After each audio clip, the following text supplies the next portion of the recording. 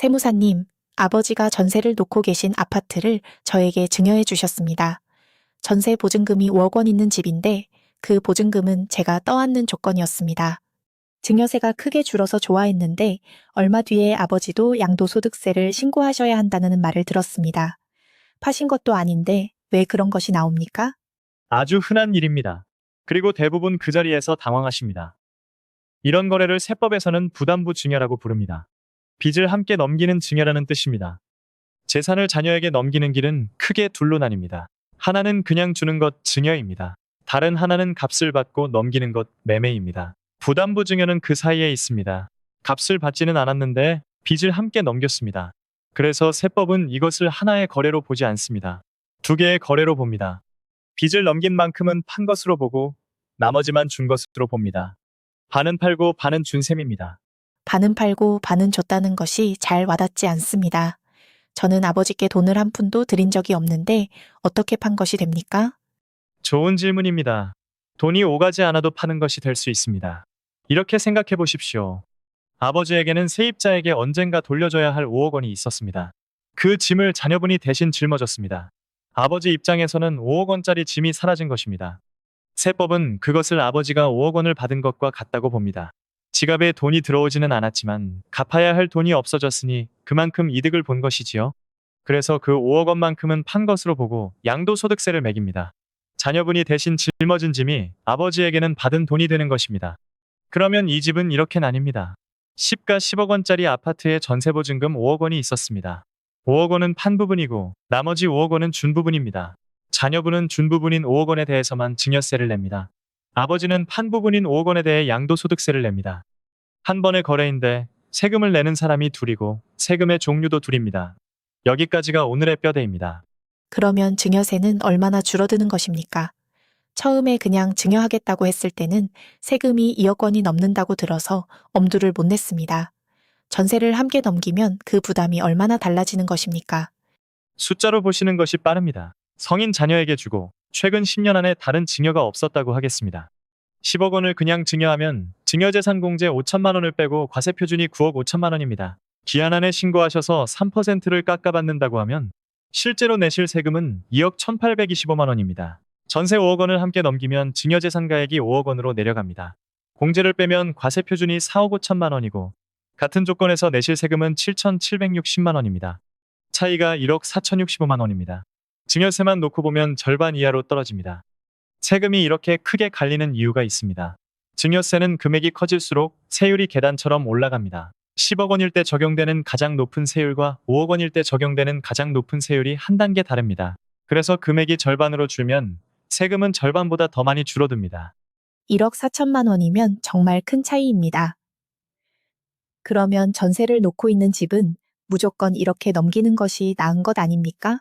여기가 오늘 가장 중요한 대목입니다. 그렇지 않습니다. 증여세가 줄어든 대신 빚을 넘긴 5억 원만큼은 아버지가 파신 것으로 보아 아버지에게 양도소득세가 따로 생깁니다. 줄어든 증여세가 그대로 양도소득세가 되는 것은 아닙니다. 아버지 쪽 세금은 처음부터 따로 계산합니다.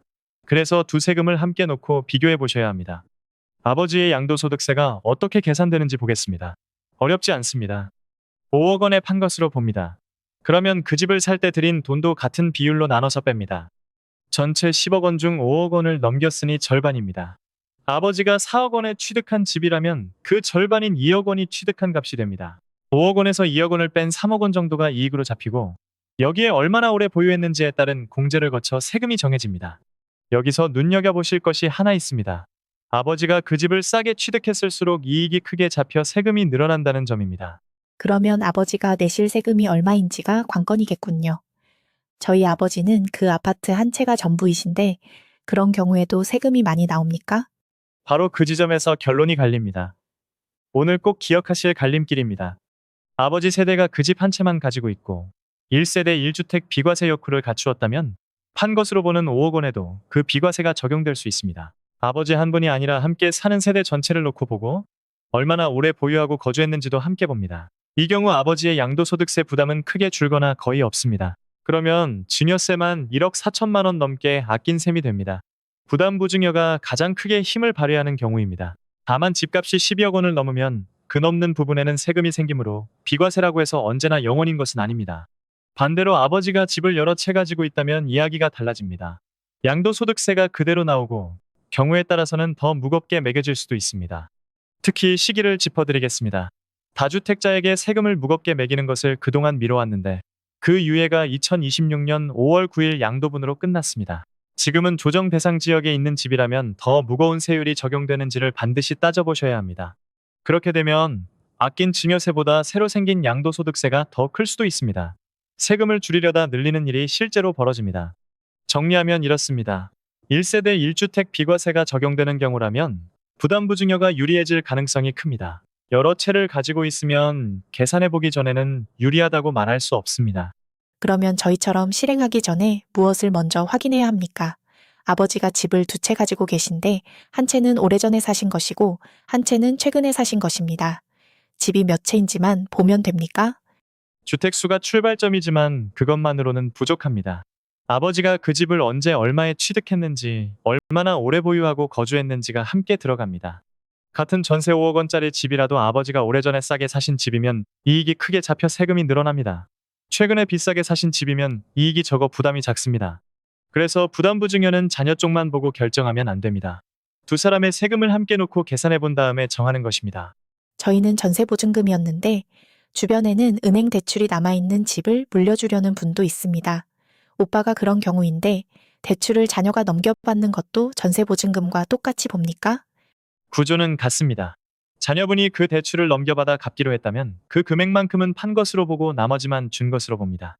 다만 대출은 은행이 승낙해 주어야 넘어갑니다. 자녀분의 소득으로 그 대출을 감당할 수 있어야 은행이 명의를 바꿔줍니다. 말로만 넘기고 실제로는 아버지가 계속 갚고 있으면 그것은 넘긴 것이 아닙니다. 전세보증금은 세입자가 나갈 때 한 번에 돌려줘야 하고 대출은 다달이 갚아 나가는 것이라는 차이가 있을 뿐 세법이 보는 방식은 같습니다.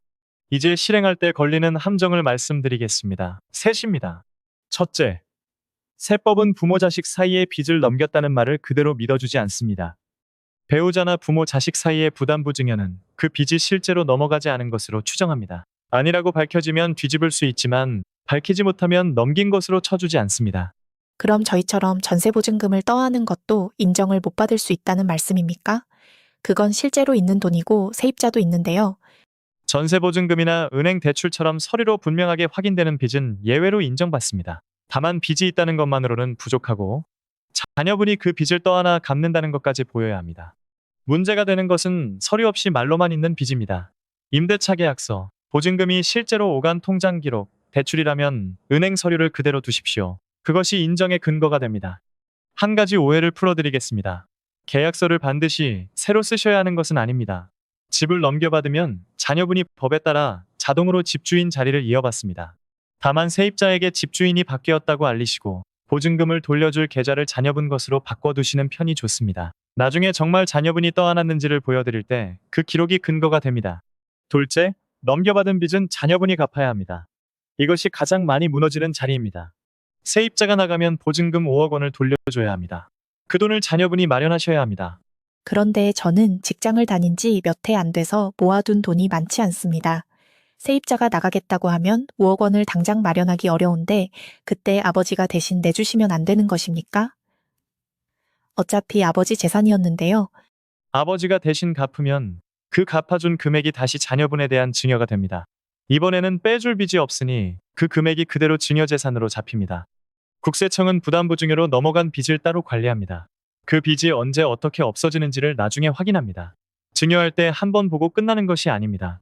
새 세입자를 들여 그 보증금으로 돌려주는 방법도 있고 자녀분이 대출을 받아 갚는 방법도 있습니다. 어느 쪽이든 자녀분의 이름으로 이루어져야 합니다. 그러니 넘겨받은 빚을 갚을 돈을 자녀분이 어떻게 마련하실 수 있는지 그것부터 세워두고 시작하셔야 합니다. 취득세도 둘로 나뉩니다. 원칙은 이렇습니다. 판 것으로 보는 부분에는 매매와 같은 취득세가, 준 것으로 보는 부분에는 증여로 받을 때의 취득세가 붙습니다. 그런데 부모 자식 사이에는 단서가 있습니다. 빚이 있다고 해서 그 부분이 자동으로 매매 취득세가 되지 않습니다. 자녀분이 그 빚을 실제로 떠안을 힘이 있는지, 정말 떠안았는지가 확인되어야 합니다. 확인이 안 되면 전부 증여로 받은 것으로 보아 취득세를 매깁니다. 그러니 부담부 증여를 하면 취득세도 반드시 줄어든다고 생각하시면 안 됩니다. 다만 취득세는 조정 대상 지역인지 주택수가 몇 채인지에 따라 세율이 달라집니다. 실행 전에 그 시점 기준으로 확인하셔야 합니다. 실행하실 때 놓치기 쉬운 것을 하나 더 말씀드리겠습니다. 신고를 2번 하셔야 합니다. 자녀분은 증여세를 신고합니다. 증여받은 날이 속한 달의 말일부터 석 달입니다. 아버지는 양도소득세를 신고합니다. 보통 부동산을 팔면 2달 안에 하는데 부담부 증여는 다릅니다. 이쪽도 넘긴 날이 속한 달의 말일부터 석 달입니다. 그러면 두 신고가 같은 날까지군요. 저는 증여세만 내면 끝나는 줄 알았습니다. 아버지도 따로 신고하셔야 한다는 것은 아무도 말해주지 않았습니다. 그래서 아버지 쪽 신고를 놓치는 일이 자주 생깁니다. 자녀분은 증여세를 제때 냈는데 아버지는 아무것도 안 하고 계신 경우입니다. 신고를 하지 않으면 내야 할 세액에 가산세가 붙습니다. 늦은 날 수만큼 따로 쌓이기도 합니다. 기한은 같지만 신고는 2번이라는 것, 그것만 기억해 두십시오. 생각보다 볼 것이 많습니다.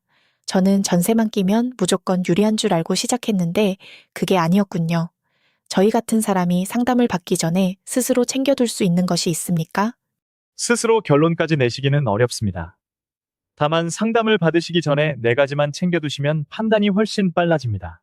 하나, 그 집의 지금 시세입니다. 같은 단지에서 최근에 실제로 거래된 가격을 보시면 됩니다. 둘, 아버지가 그 집을 언제 얼마에 취득했는지입니다. 매매계약서나 등기부에 나옵니다. 셋, 아버지가 지금 집을 몇 채 가지고 있는지, 그리고 그 집에 얼마나 거주했는지입니다. 넷, 전세보증금이 얼마이고 언제 만기인지입니다. 만기가 곧 돌아온다면 돌려줄 돈부터 준비해야 합니다. 이것만 있으면 부담부증여가 유리한지 불리한지 방향은 대체로 잡힙니다. 반대로 이런 경우에는 부담부증여를 다시 생각해 보셔야 합니다. 아버지가 집을 여러 채 가지고 있고 그 집을 아주 오래전에 싸게 취득한 경우입니다. 아낀 증여세보다 양도소득세가 더 클 가능성이 높습니다. 자녀분이 빚을 갚을 방법이 전혀 없는 경우도 그렇습니다. 결국 부모가 대신 갚게 되고 그때 다시 증여로 잡힙니다. 빚이 서류로 남아있지 않은 경우도 마찬가지입니다. 넘겼다는 것을 보여드릴 수 없으면 애초에 인정받지 못합니다. 오늘 내용을 정리하겠습니다. 부담부증여는 하나의 거래가 아니라 2개의 거래입니다. 빚을 넘긴 만큼은 판 것, 나머지는 준 것입니다. 그래서 증여세는 줄어듭니다. 시가 10억 원에 전세 5억 원인 집이라면 2억 1,825만 원에서 7,760만 원으로 내려갑니다. 그 줄어든 만큼은 사라지지 않고 아버지의 양도소득세로 옮겨갑니다. 아버지가 1세대 1주택이면 그 부담이 거의 없어 크게 유리해지고 여러 채를 가지고 있으면 오히려 손해가 될 수 있습니다. 넘긴 빚은 자녀분이 갚아야 합니다. 부모가 대신 갚아주면 그때 다시 증여가 되고 국세청은 그 빚이 어떻게 없어지는지를 나중에 확인합니다. 신고는 2번입니다. 자녀분은 증여세를, 아버지는 양도소득세를 각각 석 달 안에 하셔야 합니다. 오늘 계산은 채무와 공제 외에 다른 요소가 없는 단순한 사례이고 2026년 8월 현재 시행 중인 법령을 기준으로 한 것입니다. 가족 구성과 보유 상황에 따라 결론이 달라질 수 있습니다. 전세를 낀 집을 물려주는 일은 세금을 줄이는 방법이 될 수도 있고 늘리는 방법이 될 수도 있습니다. 그 갈림길은 자녀가 아니라 부모 쪽에 있습니다. 아버지의 집이 몇 채이고 언제 얼마에 사신 집인지 그것부터 확인하고 시작하십시오.